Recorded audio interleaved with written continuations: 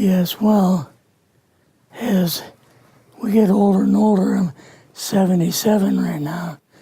You can't live forever, you know.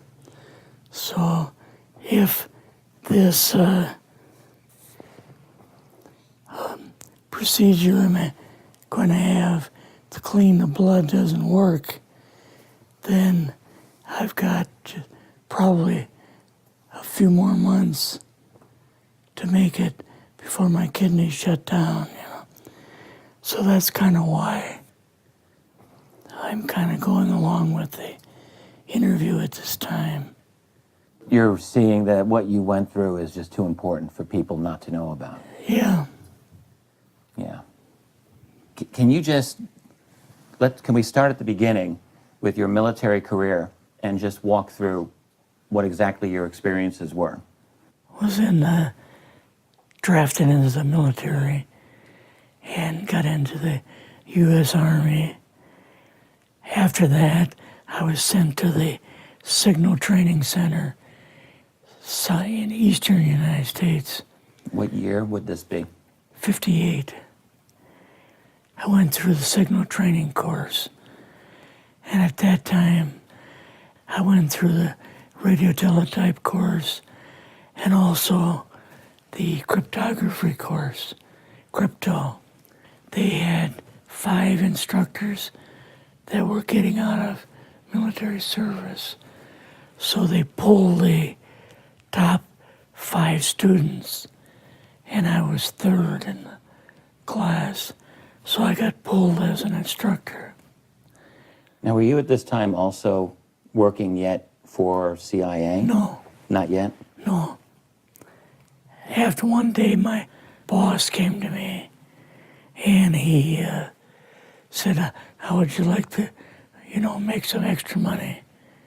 And I said, oh, money is good.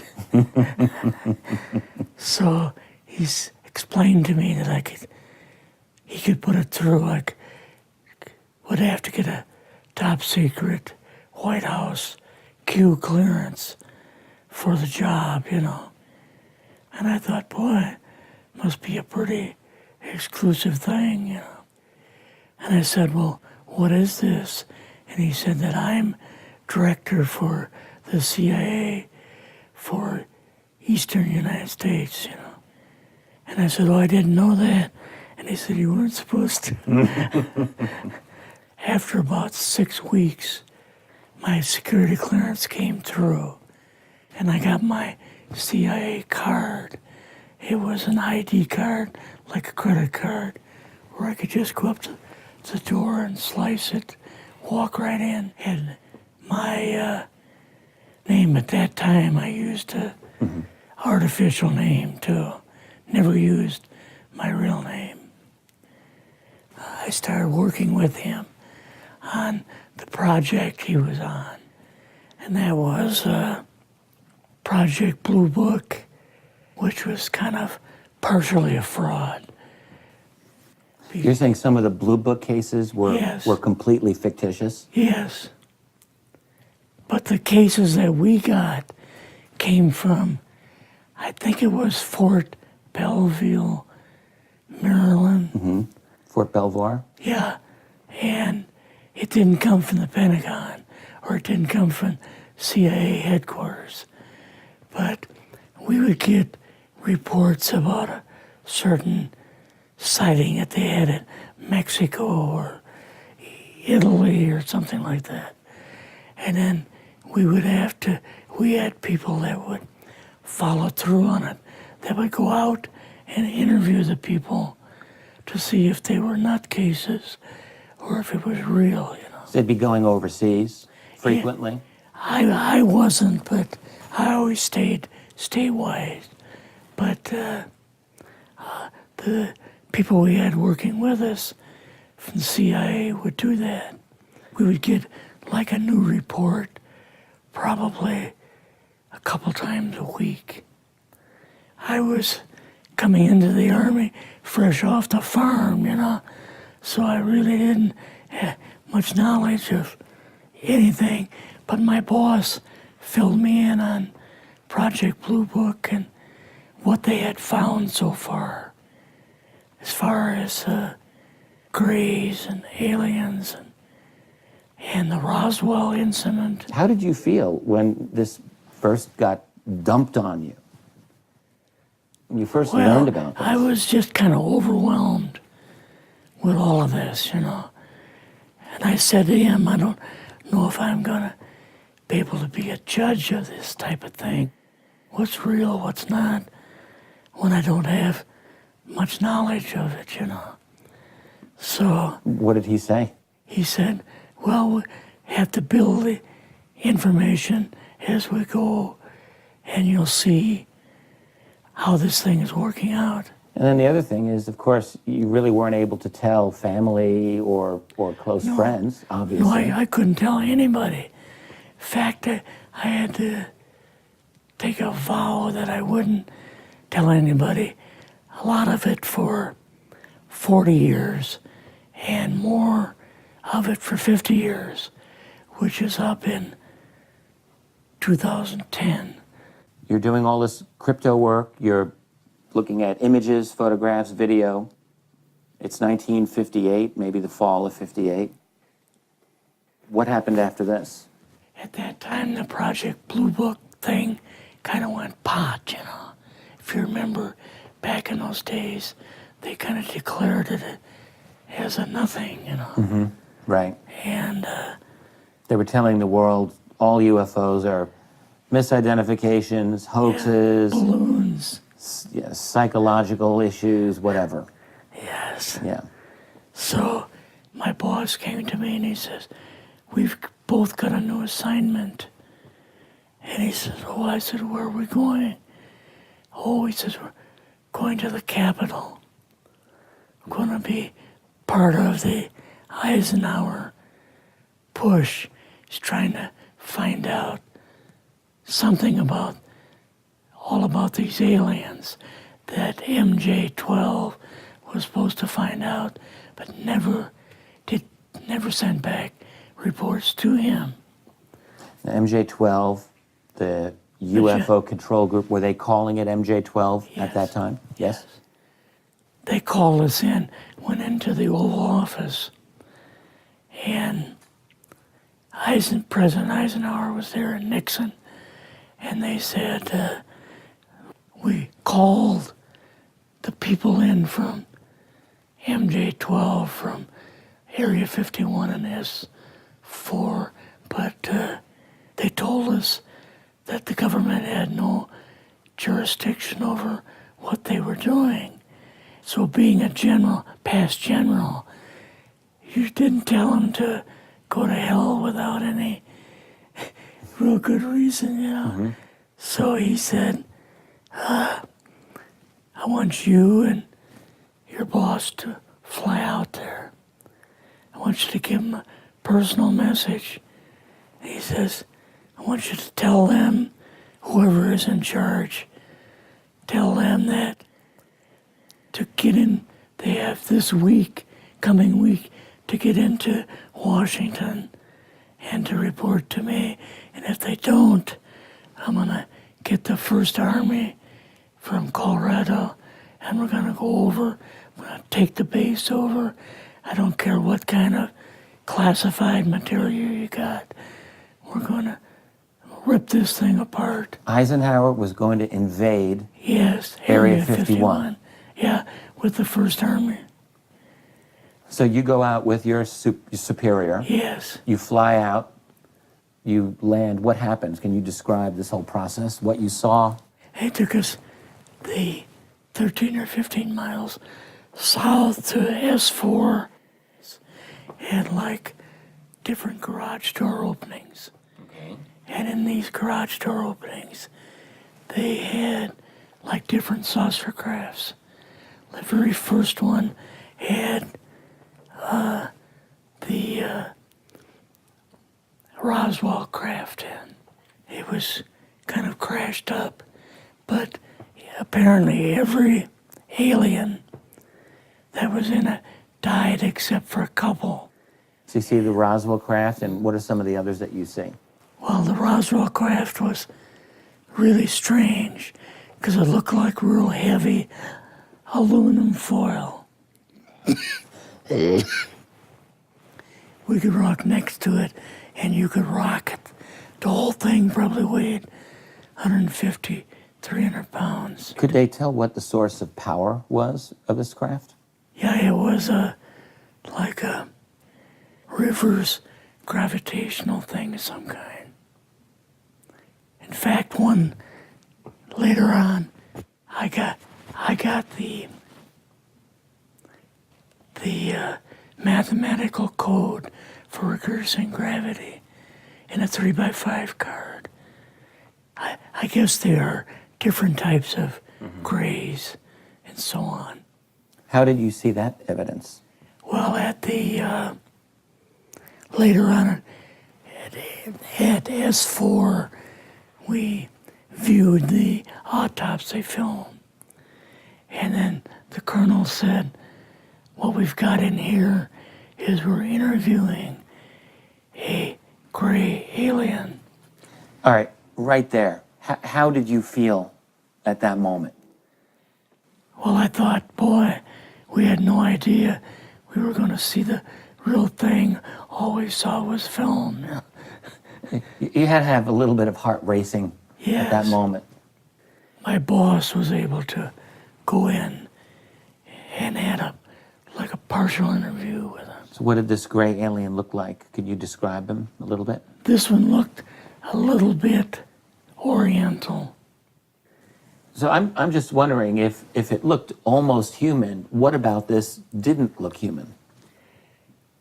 No, it didn't look human as far as the skin tone and basically the shape of it and the size. How was its head size compared with a normal human, for example? Brain was kind of a little bit bigger. And some of the nose was very, very small. And the ears were just like holes. Mouth was very small. Now, why were they bringing you out here at all, anyway, to see an alien? What was the point? To go back and tell the president they actually had one. So he did not know at this point No, if there was an alien at S4. no. What did you do then at Area? Were you done, or did you have other things to do at Yeah, so S4? basically we were kind of done, went back to Area 51. They took us into the main building, and there we saw a U-2, which of course we didn't know existed. And a model of the SR-71. Yeah, the Blackbird. So, but like I mentioned earlier, it was not a model of the current Blackbird, It's an earlier version. but an early version. Did you go directly to Washington after this? Yes. Or did you go somewhere else? How did they get, did you fly regular airline or?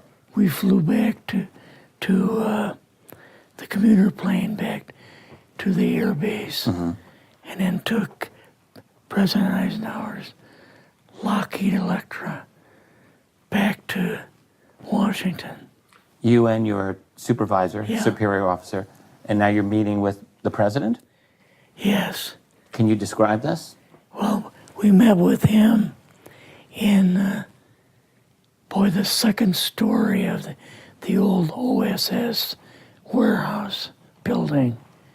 And Eisenhower and Nixon were there, and also Hoover was there. So he asked us what was going on, and we told him about the alien and the whole situation, and the black projects and so on. And he was just totally shocked. He appeared for the first time to be worried. You know, like he was worried. I would think that Eisenhower would, I mean, he certainly knew that flying saucers were real. Yes. He knew that there were aliens. So I guess I'm just wondering, what would he have been, really surprised about? Surprised about the black programs. Eisenhower said, got to keep this thing completely secret. You know, can't talk about this. Your actual name is, I mean, the name you grew up with, that was a different name than what you Yes, had in the... I never used it in the CIA at all. Now, what about today? You're going on the public record, and this is still sensitive information, even though earlier you talked about, you know, security oaths that maybe expire after a certain period of time. 50 years. But you're still concerned. Linda Moldenhauer's phone call, her phone was tapped, and they got my phone number, and through the telephone company, they're able to find me, and so on. When they found you, what happened? I was going to a grocery store. Two guys in a black suits come out of a black Lincoln town car and came over to see me. And they told me that I better not publish anything or talk to Linda about any more things. So at that time, I did, you know, I stopped. That was enough to intimidate you. Yes. Rather remain anonymous. Never show my face on anything. Really, thank you for doing this. Yes, this was, I guess, kind of a good idea because I feel much better having talked about it. I kind of feel like there's a load off my shoulders. Really? Because I had an awful lot of secrets that I had kept over the years.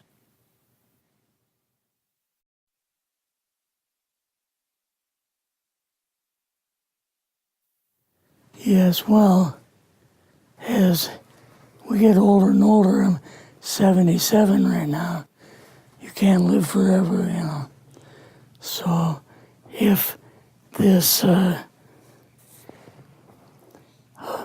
procedure I'm going to have to clean the blood doesn't work, then I've got probably a few more months to explain to me that he could put it through. I would have to get a top secret White House Q clearance for the job, you know. And I thought, boy, must be a pretty exclusive thing, you know. And I said, well, what is this? And he said that I'm director for the CIA for Eastern United States, you know. And I said, oh, I didn't know that. And he said, you weren't supposed to. Army. After that, I was sent to the Signal Training Center in Eastern United States. What year would this be? 58. I went through the Signal Training course. And at that time, I went through the radio teletype course and also the cryptography course, crypto. They had 5 instructors that were getting out of military service. So they pulled the top 5 students, and I was 3rd in the class. So I got pulled as an instructor. Now, were you at this time also working yet for CIA? No. Not yet? No. After one day, my boss came to me, and he said, how would you like to, you know, make some extra money? And I said, oh, money is good. So he said, before my kidneys shut down, you know. So that's kind of why I'm kind of going along with the interview at this time. You're seeing that what you went through is just too important for people not to know about. Yeah. Yeah. Can you just, can we start at the beginning with your military career and just walk through what exactly your experiences were? Was drafted into the military and got into the U.S.